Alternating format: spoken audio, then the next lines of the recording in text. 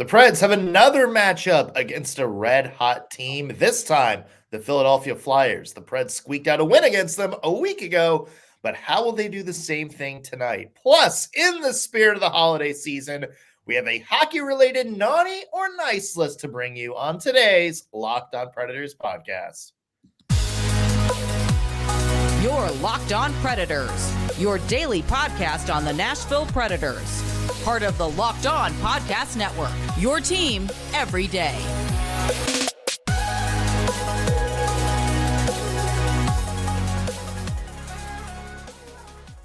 Thank you for making the Locked On Predators podcast your first listen of the day. Every single day, we are your free daily Nashville Predators podcast, part of the Locked On Podcast Network, your team every day. As always, want to give a special shout out to our loyal Locked On Pred heads, the everydayers who tune into every single show. We love you guys and appreciate the support you give us week in and week out. I'm Nick Morgan. I'm a writer at Penalty Box Radio, and I have a partner in crime. You do. I'm Ann Kimmel. I am a writer at the Hockey News.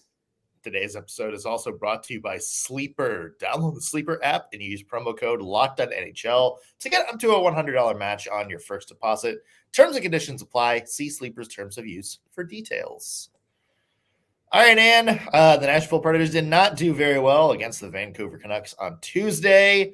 They have another opportunity to prove themselves against a red-hot team tonight, when they head up to the city of brotherly love to play the Philadelphia Flyers.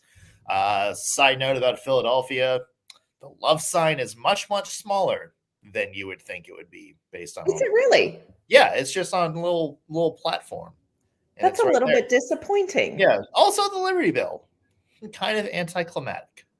Oh, that's very sad. But it is Pennsylvania, which people produces really wonderful human beings. Yeah. A lot of them like the Penguins. We do what we can with them. And, of course, is talking about Pittsburgh native John Gibson. Absolutely a big game for the Anaheim Ducks this year. Yeah, no, it was about me, but we'll move on. Yeah. Moving. You're great too, right behind John Gibson. Predators versus Flyers tonight. These two teams played each other just over a week ago. Oof, yes. 9 days. We were trying to do the math and then determined math was hard, so we kind of skipped it. This was the game in which Filip Forsberg won in overtime. Filip Forsberg scored 18 seconds in. UC Saros had 37 saves. And it was one of those games where the Predators got a big win on home ice, but didn't necessarily look spectacular in the process. So this time on the road against Philly, you're going to want to see something a little bit better. Yeah, this is one of those games that Andrew Brunette talked about after the Vancouver loss, where he said, we've really kind of gotten away with some things in games and been able to come away with wins, but we haven't played as well as I know we need to play. We're talking about the Philadelphia game, my friends.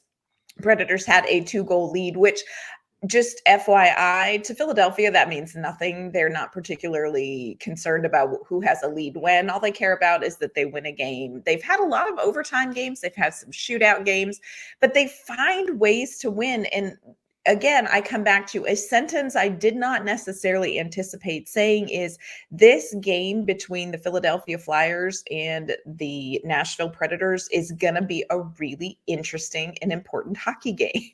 Not a sentence I anticipated saying, but, you're playing a team. We've talked about how hot the Predators have been recently. That's Philadelphia. If you go back to November 10th, they're 13-3-2. They've only lost to the New York Islanders. A little weird, but they lost to the Rangers. But interestingly enough, 7 of their last 9 games have been 1-goal games, and they are actually not scoring a ton of goals. They're 21st since November 10th in the league in goals scored. So they're finding ways to win in very tight, low-scoring games. So there's a lot of things that Nashville's going to have to kind of stay on top of, because this is a Flyers team under John Tortorella. Hashtag pray for the Flyers players who, he has just shown them, look, this is how you're going to have to win games in 60 minutes or in overtime or a shootout. And they are doing it. So this is a tricky one. Yeah, they have that stereotypical John Tortorella look about them where they're not, scoring up a storm or anything. They're 23rd in the league in scoring.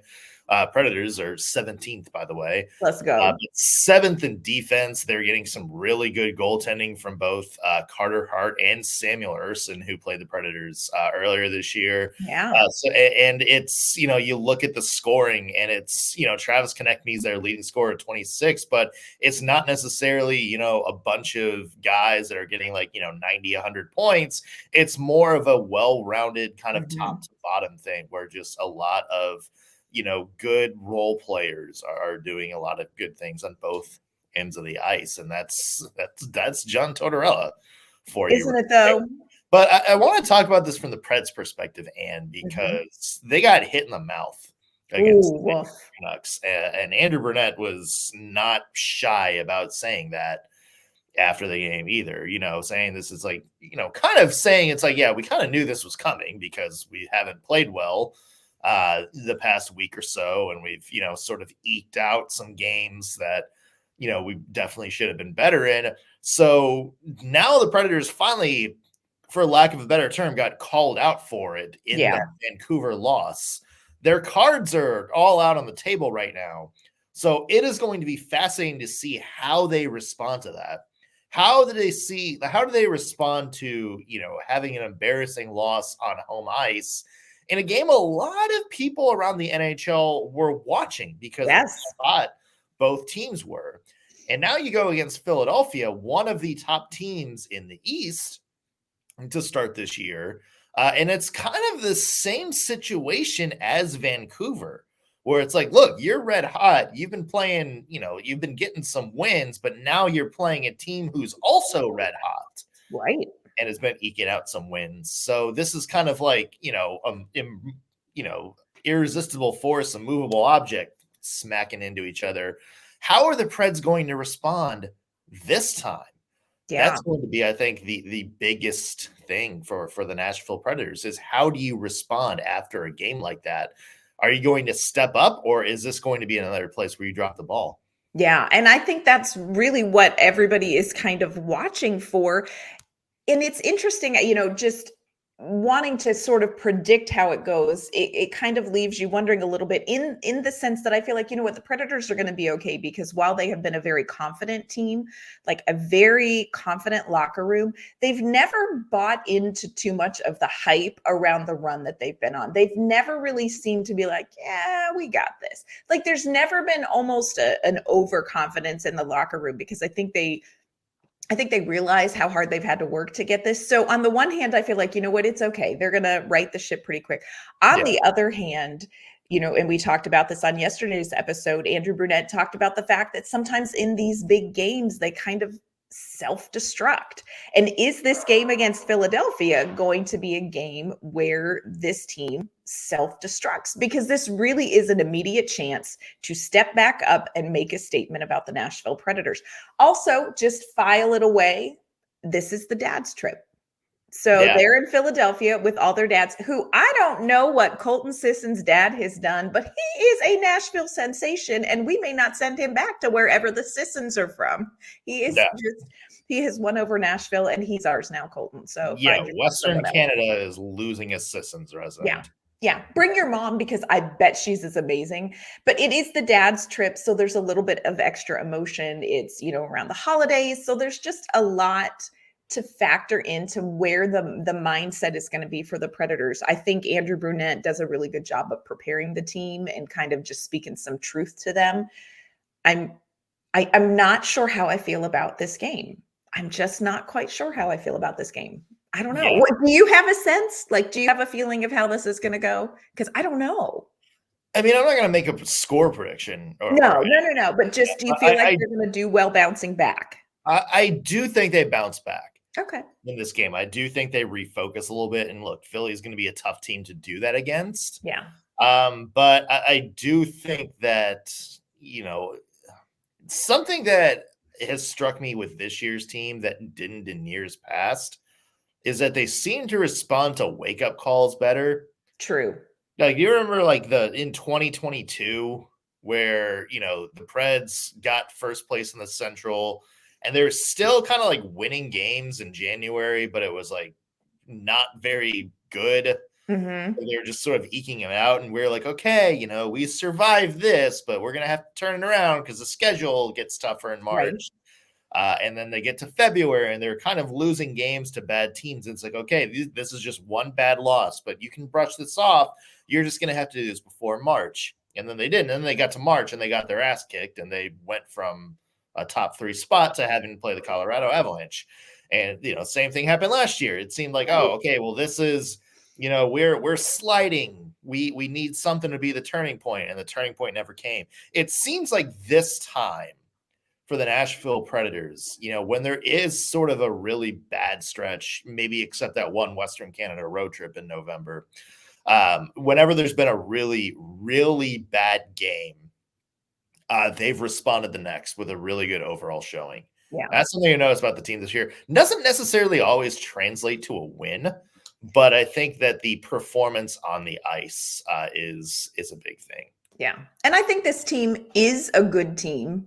Let's see what they can do tonight against another team that we know is a good team. It's going to be a great game. 6 p.m., just FYI, throwing it out there. 6 p.m. Central Time puck drop.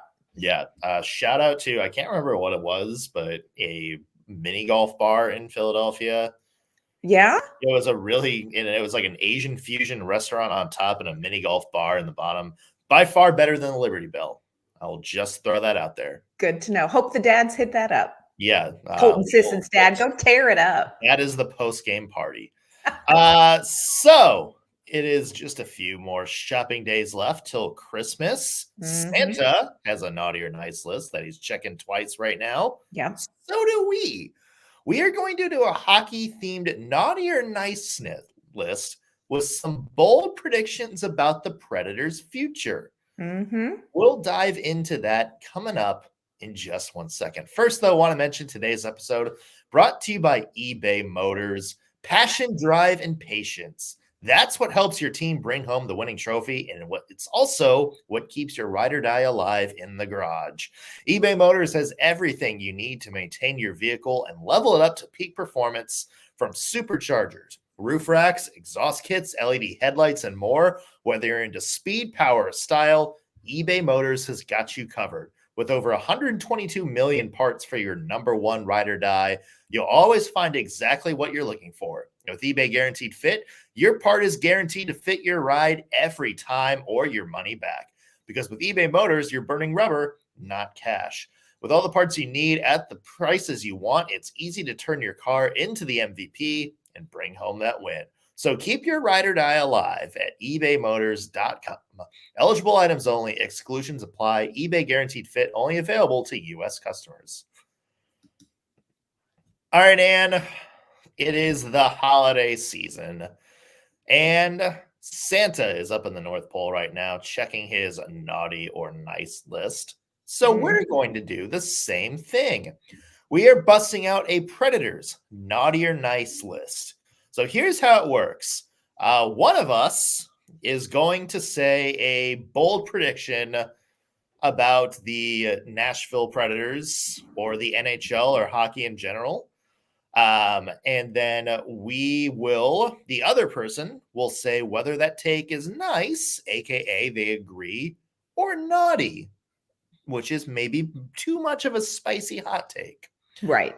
Yeah. So, Ann, what's the first bold prediction / hot take / something that's on the naughty or nice list? All right. I'm going to give you one that we're going to know immediately how right or how wrong. Well, not immediately, but close to immediately how right or wrong we are on this one. Here is my take. The Predators coming up are playing Philadelphia, Dallas, Carolina, Detroit, and Washington to close out the year. The Predators are going to go 4-1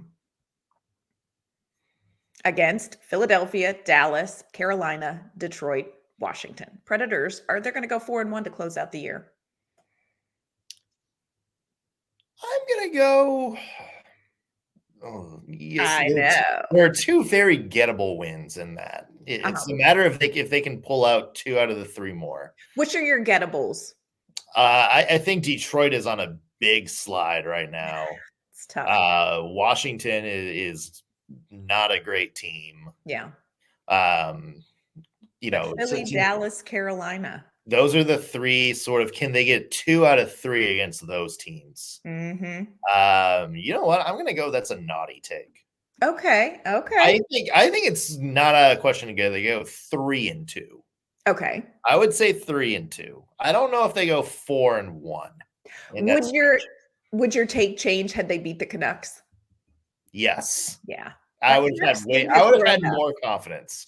If they win tonight, and if they look good doing it, I would maybe be more confident about saying, yeah, the Preds can win. It would be 4 out of these remaining 5 games. Yeah. Okay. I think I would be more confident in that. Yeah, that Canucks win has rocked our world, friends. Yeah. Would you be happy if they went 3-2?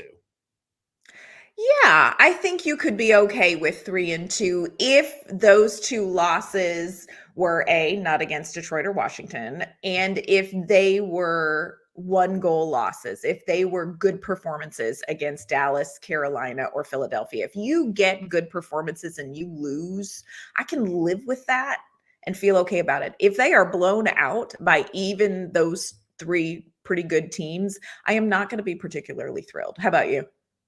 I agree 100%. I think we're still in the stage of the season in which I think it's more important how you look necessarily than what results are. So I think that's probably a bigger thing.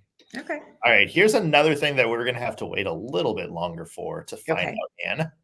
The Nashville Predators will find themselves in a playoff spot when the playoffs start. Okay. I'm actually going to say that's nice. I think that's a nice take. Right. For a couple of reasons. I think they've done a good job kind of stockpiling points through this stretch. I think that's going to help them out. I think they made a lot of progress in the standings that's going to help them out a little further down the road. And I'm not sure, I would have to go back and really look, but I don't remember there being a month. Last year we talked about there was a month that was brutal. Like their April finish the season was rough. The year before that, it was the March month that was just killer. And I don't recall feeling like, oh crap, towards the end of the season for a really long stretch with some hard to win games. So I'm actually going to say, if you count wild card, I think that's a nice take. I don't think anybody would be super surprised in Nashville or in the NHL to see the Predators in the playoffs in some form. Yeah. Well, it's also like you look behind Nashville right now. So they have the first wild card spot. Right. Behind them is Arizona, who has the second wild card spot. Yeah. And they're 5 points ahead of St. Louis, Calgary, Minnesota, Edmonton, and Anaheim. And it's like the way those teams are playing this year, although Minnesota's gotten hot under John Hines and Edmonton is getting hot. Edmonton is Edmonton. Yeah. It's like, do any of those other teams really scream that they're going to make like a big second half run? I don't see the Blues making a big second half run. I kind of feel like Minnesota's going to cool off a little bit, although I wish John Hines well. I do feel like Minnesota, you always get that kick. You know what I'm saying? Yeah. Can you imagine if John Hines and the Minnesota Wild knocked Nashville out of the playoffs this year? Like sent them home. He would go home that night and he would put his head back on his pillow and he'd be like, yeah.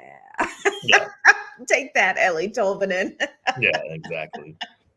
So I would not be surprised. Let's see what happens, but I would not be surprised. Okay. All right. Next take. Here's a take that we've all heard before, but I want you to decide. You're going to draw the line in the sand. This is naughty or nice. Dante Fabbro will not be here after the trade deadline. It's funny because I feel like that ties into the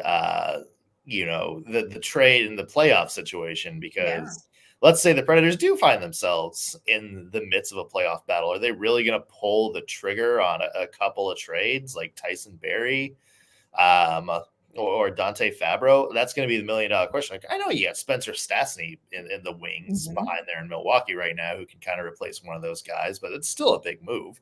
Yeah. So that's going to be interesting. For me, Ann, I don't know why, but I'm going to say that's a nice take. You think he'll be here or not be here? I think he won't be here. Oh, wait, yeah. What was your take that he It was will? that he will not be here. Okay, so that is a nice. Yeah, Okay. I'm putting that statement on the nice list.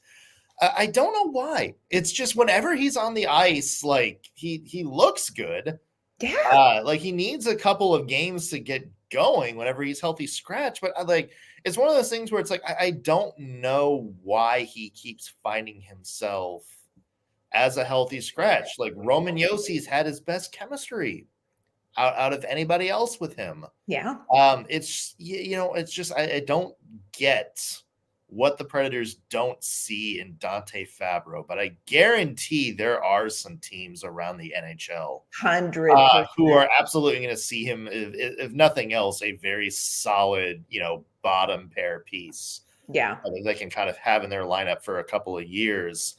I think that, we talked about what happened. I think, Barry Trotz I think this may be a trade deadline in which Barry Trotz, will sell a few pieces like Fabbro, like Tyson Barrie, but maybe try to bring back somebody in return, or something in return that maybe can help this team for just a couple of months or something like that. Yeah. They're not going to, take a big swing at Vladimir Tarasenko or anything like that. Right. But just a kind of an under the radar piece. Yeah, the Dante Fabbro thing, we could do a whole episode on why is Dante Fabbro a healthy scratch? Especially, I'm curious to see what the lineup is tonight, because just putting it out there, I don't think Tyson Barrie had his best game, and it's the holiday season, people. So I'm saying it in holiday season words. Yeah. Did not have his best game. Luke Shen still working to get up to speed, holiday words. And so Dante Fabbro, I'd really like to see him tonight. We'll have to see what happens, but yeah. Speaking of somebody you mentioned, there might be a hot take, including one of them that I want to get your take on, Anne. Also, how some current Predators and maybe some future Predators compared to some of their counterparts. Ooh. So we were going to get to those in just 1 second.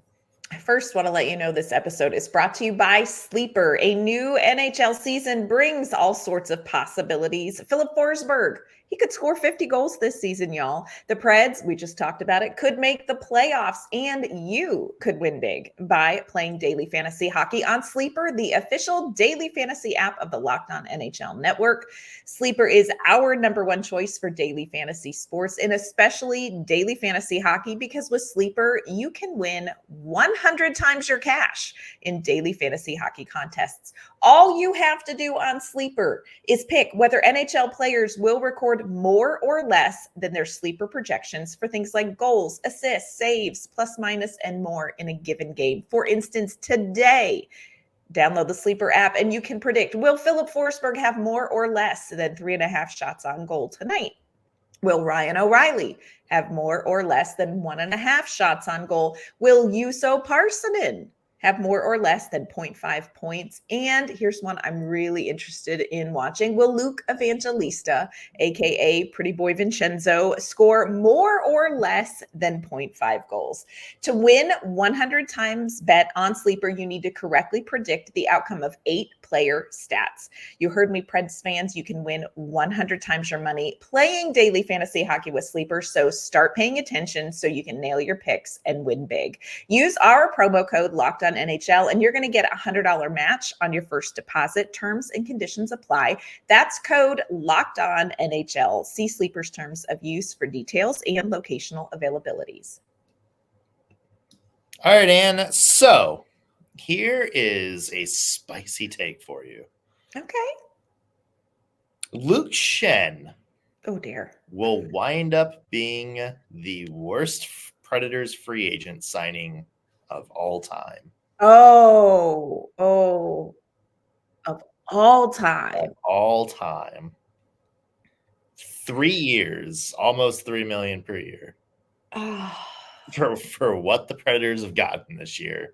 You know my heart. You know my heart, and you know that I just want to speak life. We are optimists. And I know this has been such a tough year for Luke Schenn. He's been, seriously injured, missed 6.5 weeks. Yeah. So grace in abundance for Luke Schenn. But I have to tell you, the path to getting him back up to what I anticipated, full speed, full 100% Luke Schenn, has been a slow grind, y'all. It's been a slow grind. And so it surely can't be the worst. I'm going to say that's naughty. It surely can't be the worst. I will tell you this. It is a signing of concern. Yeah. It's the holiday season? I'm going to say that. I'm trying to think of what would be worse? What's the challenge? Like Victor Stahlberg. I feel like that's maybe the standard. I know a lot of people are saying Matthew Lombardi, but he got hurt, so I don't really know if that's his fault. So did Luke Schenn. Yeah, the Victor Stahlberg thing was more of the a player that everybody said, I don't really know if you should be giving him that contract, and then getting cut 13 months later or something like that.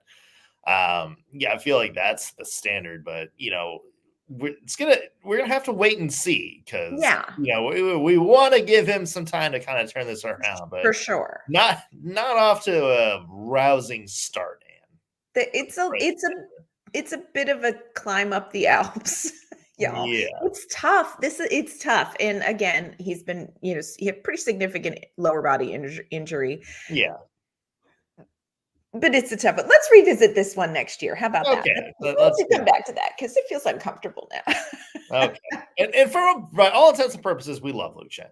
Love Luke Schenn. And well regarded by a lot of people in the locker room. Huge. And you can say what you want about his on ice contribution. I will tell you, off ice. We have. And we have. But off ice, he's been a great value for the Predators off ice. We'll move along now. Okay, let's just move along. I'm starting to get uncomfortable. All right, here's one that we'll know the answer to relatively soon. Matt Duchene is going to have a multi-point game against the Predators on Saturday. And he's been red hot for Dallas, too. I think he's got, 27 points in 30 games? I think something like this season. I can't remember the exact number, but he's at 27 points, 10 goals, and 17 assists. Multi-point game. Will he have a multi-point game in Nashville? I'm gonna go nice. Oh, nice. I think he's gonna do it, Ann. I think he's gonna do it. I think we're gonna talk more about Matt Duchene on tomorrow's show, by the way, but I can see that happening. I know. This is one of those games a traded player or a bought out player kind of circles on their calendar. Yeah. So I'm well, it's the fact that he's playing really well right now. It's the fact that Dallas has a lot of depth.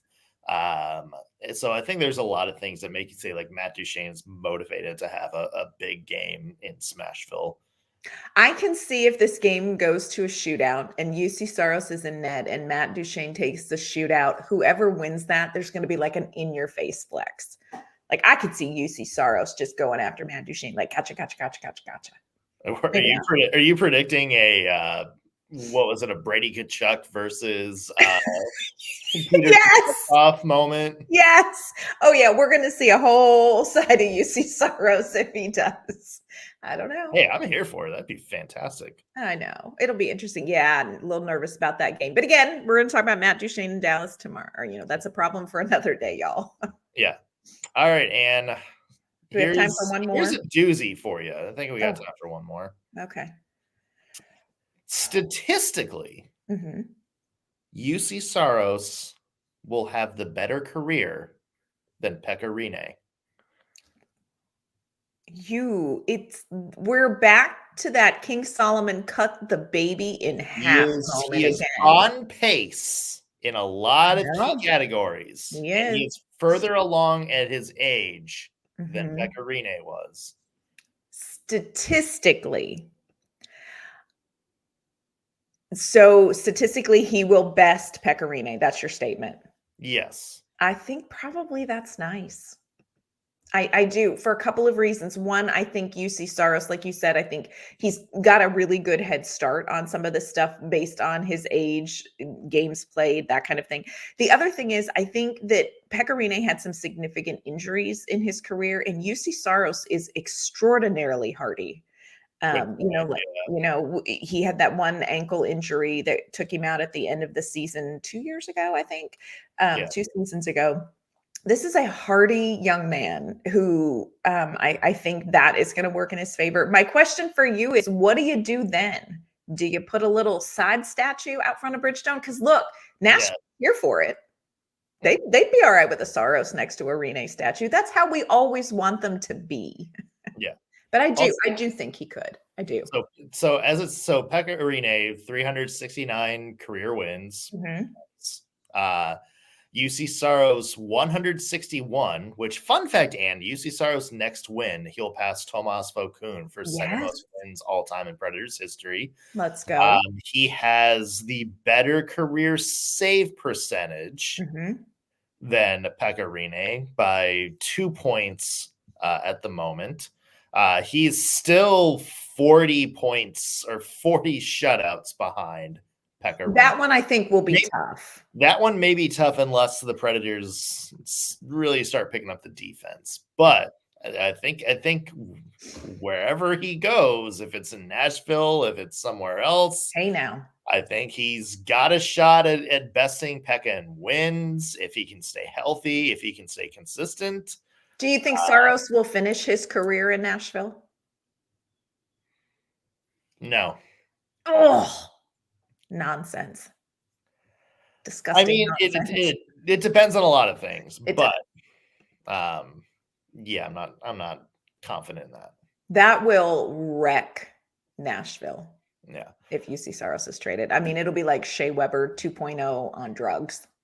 Yeah, 100%. It also kind of probably will depend on the return. It will probably depend on the context of it too. Yeah. But still, let's just not. It's the holiday season. Let's not think about those things tonight. Yeah, let us not think about trades or anything like that, or beloved members getting moved. Tomorrow, Matt Duchene. He's going to come to Bridgestone Arena on Saturday. The Predators take on the Dallas Stars. On tomorrow's show, a preview of that game, plus our thoughts on Matt Duchene's legacy in Nashville. And the $1 million question I think a lot of people are asking, is he going to get booed at Bridgestone Arena? We'll talk about that tomorrow. That's the topic we'll tackle tomorrow. Until then, you can catch all of our episodes on the Locked On Predators YouTube channel or wherever you get your podcasts. That's going to do it for us on today's Locked On Predators podcast. Thanks for making us your first listen of the day. Back tomorrow with an all-new episode. See you then.